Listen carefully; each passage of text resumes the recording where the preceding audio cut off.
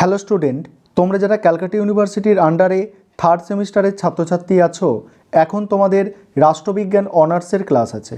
আজকের ক্লাসে তোমাদের CC5 পেপার থেকে একটা গুরুত্বপূর্ণ 15 নম্বরের প্রশ্নের উত্তর নিয়ে আলোচনা করব। প্রশ্নটা কি আছে দেখো, কৌটিল্যের দণ্ডনীতি আলোচনা করো। কি বলা হচ্ছে দেখো, ভারতীয় রাষ্ট্রচিন্তার ইতিহাসে কৌটিল্য একটি উজ্জ্বল নক্ষত্র, একটি কালজয়ী সম্পদ। রাষ্ট্রচিন্তার ইতিহাস বলতে আমরা সাধারণত ইউরোপীয় রাষ্ট্রচিন্তার ইতিহাস বুঝি, কিন্তু সেই রাষ্ট্রচিন্তা অধিকাংশ সমসাময়িক চিন্তাভাবনার পরিধিকে অতিক্রম করতে পারেনি। কিন্তু কৌটিল্যের চিন্তাভাবনা দেশকালের গণ্ডি অতিক্রম করে রাষ্ট্রচিন্তার জগতে স্থায়ী সম্পদ রূপে প্রতিষ্ঠা পেয়েছে। তারপরে কি বলা হচ্ছে দেখো, আপাত দৃষ্টিতে মনে হতে পারে তার লেখা অর্থশাস্ত্র হলো অর্থ বিষয়ক শাস্ত্র, কিন্তু প্রকৃত অর্থে তা নয়। কৌটিল্যের অর্থশাস্ত্রে বিখ্যাত ব্যাখ্যাকারক কাংলে তার লেখা দি কৌটিল্য অর্থশাস্ত্র গ্রন্থে বলেছেন, রাজার কাজ হচ্ছে রাজ্য দখল ও সংরক্ষণ করা।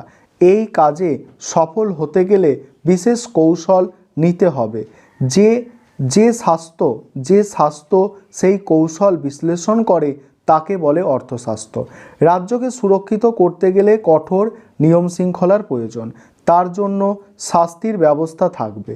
তাই কৌটিল্যর অর্থশাস্ত্রে শাস্তির ব্যবস্থা বা দণ্ডনীতির গুরুত্বপূর্ণ স্থান অধিকার করে আছে। তারপরে বলা হচ্ছে কৌটিল্যের দণ্ডনীতির ধারণার উৎপত্তি।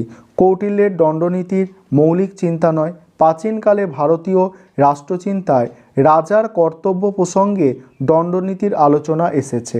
মহাভারতে দণ্ডনীতি সম্পর্কে অর্জুন বলেছেন, দণ্ডনীতির অর্থ হল রাজার দমন শক্তির মাধ্যমে প্রজা শাসন করা ধর্ম প্রতিষ্ঠা করার জন্য। ভীষ্ম বলেছেন, দণ্ডনীতির দ্বারা সমাজে 4টি বর্ণ সুসংগঠিতভাবে কাজ করবে। মনু বলেছেন, দণ্ডই হলো প্রকৃত রাজা, দণ্ডই রাজ্যের শাসনকর্তা। এইসব প্রাচীন চিন্তাভাবনা থেকে কৌটিল্যের দণ্ডনীতি সম্পর্কে চিন্তাভাবনা গড়ে উঠেছে। তারপরের পয়েন্ট আছে দণ্ডনীতির অপরিহার্যতা। সেখানে কি বলা হচ্ছে দেখো, কৌটিল্য দণ্ডনীতির অপরিহার্যতার কথা বলেছেন যথা। এবারে আমরা অপরিহার্যতার কথা আলোচনা করব। তার আগে যে বিষয়টা তোমাদের বলার আছে, অনলাইন কোচিং ক্লাস তোমাদের জন্য চলছে। তোমরা যদি কেউ অ্যাডমিশান নিতে চাও এই সেমিস্টারে বা পরের সেমিস্টারের জন্য, সেক্ষেত্রে তোমরা এই নম্বরে যোগাযোগ করতে পারো, 9123005218। এই নম্বরে তোমরা যোগাযোগ করে অ্যাডমিশান নিতে পারো। তারপর দেখো অপরিহার্যতার যে ব্যাপার আছে, প্রথমত কি বলা হচ্ছে, কৌটিল্য বলেছেন সমাজে শান্তি শৃঙ্খলার জন্য দণ্ডনীতিকে কার্যকর করতে হবে, কারণ দণ্ড দেবার ব্যবস্থা না থাকলে সমাজে মৎস্য ন্যায়ের আবির্ভাব ঘটবে।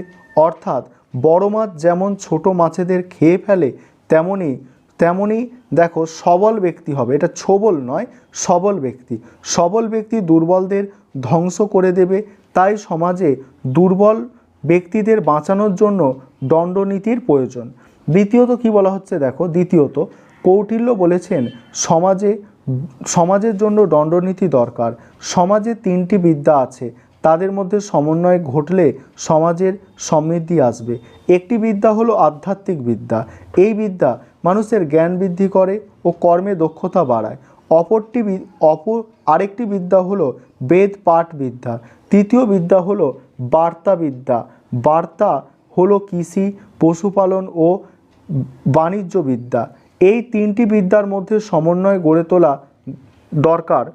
দরকার বলছে, এই 3টি বিদ্যার মধ্যে সমন্বয় গড়ে তোলা দরকার। তারপরে দেখো সমন্বয় গড়ে তোলা দরকার, এই সম্ভব হয় এটা লেখার দরকার নেই। তারপরে কি আছে দেখো, তারপরে তৃতীয়ত দণ্ডনীতির আরেকটি উদ্দেশ্য আছে, স্বধর্ম প্রতিষ্ঠা করতে গেলে দণ্ডনীতির প্রয়োজন। সমাজে 4টি বর্ণ আছে, প্রত্যেকে তার মধ্যে থেকে কাজ করবে। অর্থাৎ যে বর্ণের লোক যে পেশায় নিযুক্ত, সেই বর্ণের লোক সেই পেশা ত্যাগ করে অন্য পেশায় যাবে না। এর জন্য রাজা দণ্ডনীতির সাহায্য নেবেন। চতুর্থ কি বলা হচ্ছে দেখো, দেশের নিরাপত্তা রক্ষায় দণ্ডনীতি দরকার। অপরাধীরা যদি শাস্তি না পায় তাহলে তারা রাজাকে দুর্বল ভেবে বিদেশি শত্রুর, এটা শত্রুর হবে, বিদেশি শত্রুর সঙ্গে যোগাযোগ করবে। তারপরে বলছে দেখো কি বলা হচ্ছে, দণ্ডনীতির প্রয়োগ। সেখানে কি বলা হচ্ছে, কৌটিল্য বলেছেন দণ্ডনীতির যথাযথ প্রয়োগ দরকার। যদি কোনো রাজা অল্প অপরাধে বেশি সাজা দেয় তাহলে সকলের মধ্যে অযথা ভীতির সঞ্চার হবে। আবার যদি মহা অপরাধে অল্প দণ্ড দেয় তাহলে সুশাসন সম্ভব নয়। যিনি অপরাধের গুরুত্ব অনুসারে যথাযথ দণ্ড দেন তিনিই সকলের শ্রদ্ধার পাত্র হবেন। রাজা যদি ক্রোধের বশে দণ্ডনীতি প্রয়োগ করেন তাহলে অন্যের মধ্যে ক্রোধ উৎপন্ন হবে। তবে ব্রাহ্মণরা যতই অন্যায় করুক না কেন তাদের মৃত্যুদণ্ড দেওয়া উচিত নয়, সেক্ষেত্রে তাদের নির্বাসন দেওয়া যেতে পারে।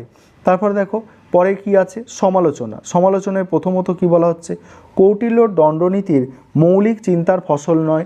তার পূর্বে মহাভারতে, মনুসংহিতায় এবং অন্যান্য শাস্ত্রে দণ্ডনীতির উল্লেখ করা হয়েছে। কৌটিল্য শুধুমাত্র সেগুলিকে সমন্বয় করেছেন। দ্বিতীয়ত কি বলা হচ্ছে দেখো, কৌটিল্য দণ্ডনীতি প্রসঙ্গে বর্ণাশ্রমের ওপর গুরুত্ব দিয়েছেন। বাস্তববাদী, দক্ষ ও চিন্তাশীল ব্যক্তি হওয়ায় তার কাছ থেকে আমরা একথা আশা করি না। তারপরে দেখো তৃতীয়ত কি বলা হচ্ছে, ব্রাহ্মণ সম্প্রদায়কে ফৌজদারি বিচারের আওতা থেকে এবং মৃত্যুদণ্ড থেকে মুক্ত করার কথা বলে কৌটিল্য উদার মনের পরিচয় দেয়নি। তারপরে কি বলা হচ্ছে দেখো, মূল্যায়ন। সমালোচিত হলেও কৌটিল্যের অবদান অনস্বীকার্য। সমাজে শান্তি বজায় রাখার জন্য দণ্ডনীতি অপরিহার্য। একথা সত্য, দণ্ডনীতির ক্ষেত্রে ব্রাহ্মণদের প্রাধান্য দিয়েছে, কিন্তু সে যুগে ব্রাহ্মণদের এতটাই প্রাধান্য ছিল যে কৌটিল্য তাকে অস্বীকার করতে পারেনি। প্রকৃতপক্ষে কৌটিল্য দণ্ডনীতির একমাত্র লক্ষ্য ছিল ভারতকে একটি শক্তিশালী রাষ্ট্র হিসাবে গড়ে তোলা। এই ছিল তোমাদের আজকের ক্লাস।